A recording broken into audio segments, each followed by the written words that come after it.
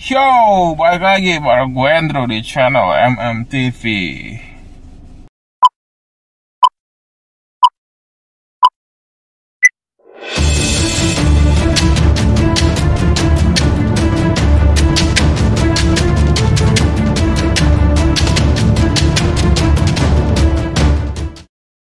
Oke, bersambung video kemarin.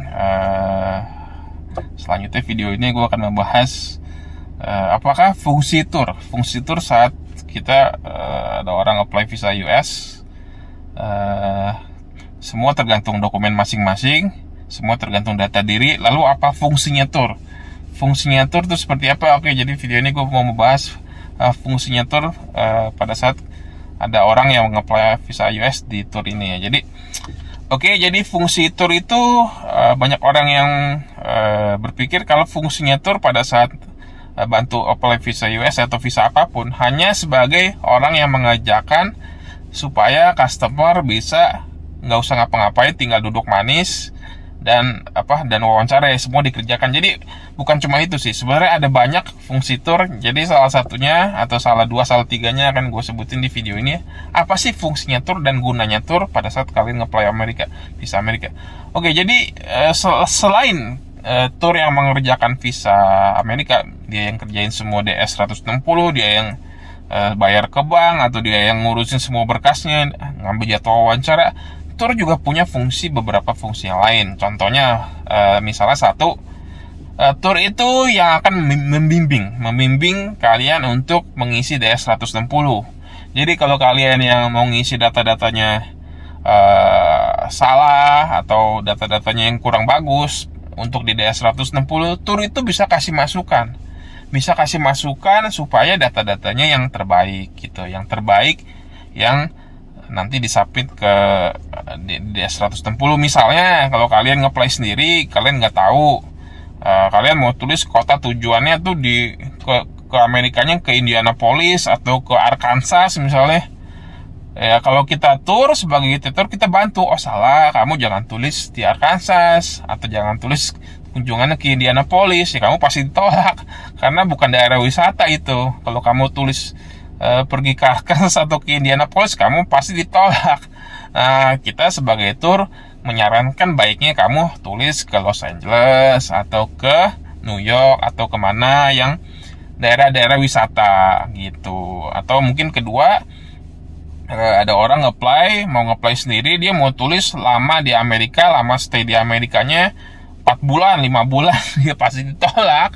Kalau ada orang yang nggak tahu kan, dia kan tulis asal aja yang dia mau tulis 5-6 bulan di sana stay-nya. Ya kalau gitu ya pasti ditolak. Lo tulis stay di sana 5-6 bulan ya pasti ditolak. Nah, makanya kita membimbing, kamu jangan tulis 5-6 bulan, pasti ditolak. Kamu tulislah paling lama mungkin 2 minggu atau 10 hari atau 8 hari atau 11-12 hari. Pokoknya kita membimbing atau memberi masukan supaya DS-nya itu terlihat bagus dan kamu bisa lolos. Oke, fungsi tur yang kedua. Yang kedua selain yang mengerjakan, jadi fungsi tur itu juga bisa sebagai seperti guru yang membimbing, memberi pelatihan pada saat wawancara. Jadi misalnya kalau kita apply sendiri, kita nggak tahu nih wawancara harus gimana, sikapnya harus ngomongnya harus gimana, atau berpakaiannya seperti apa, atau cara menjawabnya seperti apa. Nah, tur itu fungsinya ya salah satunya lagi ya mengajarkan kalian bagaimana kalian harus bersikap pada saat wawancara, apa yang kalian harus jelasin, bagaimana kalian harus pakai bajunya seperti apa, outfitnya gimana, bagaimana kalian greeting atau mengucapkan selamat pagi atau selamat ke petugasnya. Oke, jadi tur itu nggak cuma mengajarkan hal-hal yang teknis saja seperti DS 160, tapi juga hal-hal non teknis ya seperti wawancara tadi. Oke, lalu fungsi ketiga tur selain DS dan mengajar wawancara, yaitu mungkin salah satunya lagi adalah kalian bisa bertanya pada saat apabila visa kalian lolos Dan pada saat kalian mau pergi ke Amerikanya, tour itu bisa memberitahu bagaimana cara melewati imigrasi salah satunya ya. Jadi di sana bagaimana cara melewati imigrasi, bagaimana apa yang harus kalian bawa, apa yang kalian nggak boleh bawa, dan bagaimana di sananya. Jadi setelah kalian keluar imigrasi, misalnya mungkin kalian mau cari SIM card atau mau cari tempat-tempat untuk belanja atau tempat-tempat untuk jalan-jalan atau tempat-tempat mungkin untuk hotel yang bagus atau apa, pokoknya yang di sananya lah. Jadi kalian bisa tanya juga ke turnya. Jadi fungsinya tur itu bukan cuman sebagai yang mengerjakan proses apply visa, tapi juga kalian bisa memberikan masukan-masukan untuk pas apply visa dan masukan pada saat untuk di Amerikanya. Jadi makanya kalian harus apply lah di tour yang punya pengetahuan tentang Amerika ya. Jadi bukan cuma secara teori, tapi memang juga tahu seluk-beluk di Amerikanya. Dan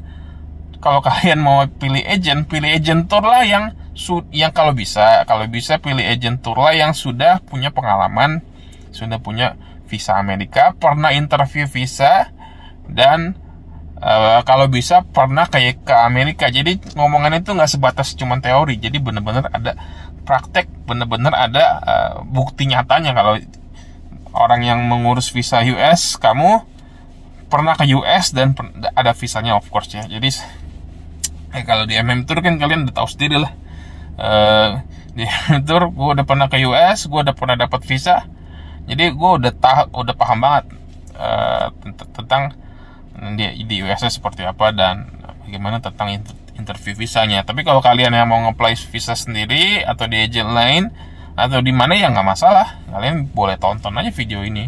Silakan tonton video ini, cari infonya. Ya kalau kalian mau nge-apply di MM Tour ya oke, kita thank you banget. Kalau kalian mau nge-apply visa sendiri ataupun di orang lain juga kita nggak pernah maksa kok. Oke, jadi gitu aja deh tentang fungsi tour pada saat membantu mengapply visa US. Jadi gitu aja videonya. Jangan lupa like, subscribe, komen, dan share video ini supaya orang-orang tahu apa fungsi tour pada saat nge-apply visa US. Oke, gitu aja videonya. Sampai ketemu di video berikutnya. Bye.